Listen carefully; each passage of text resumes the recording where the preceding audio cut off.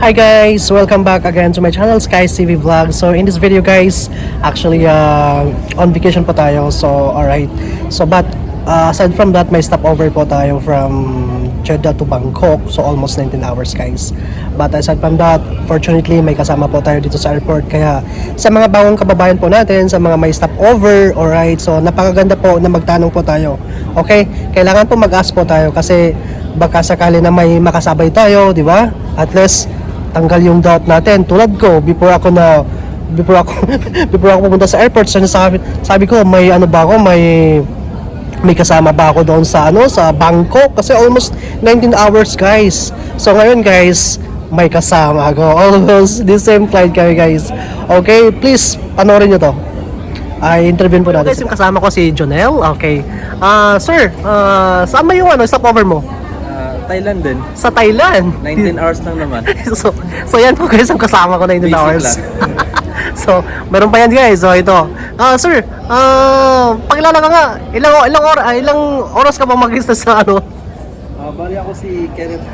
Bali 19 hours din ako maghihintay sa Thailand. No, yan. Thank you. Tanti makapag-uwi. So, ano masasabi nyo kapag 19 hours? Isa-survive. Importante mo makarating sa Pinas.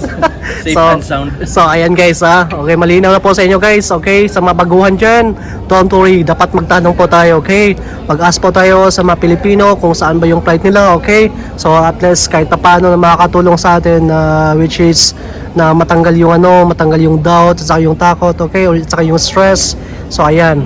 So okay guys, so ayan, malinaw na po sa inyo guys, di ba?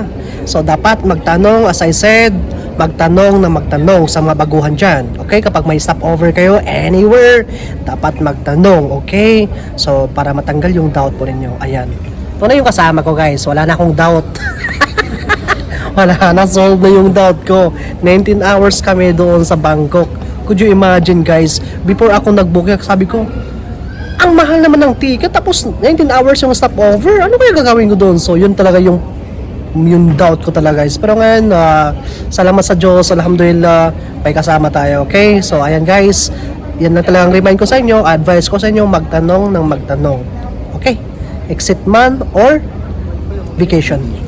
Okay, hanggang dito na lang po tayo guys. Please don't forget to subscribe my channels and also leave a comments kung may mga katanungan po tayo. Okay, so hanggang dito na lang po tayo. Goodbye. Yes.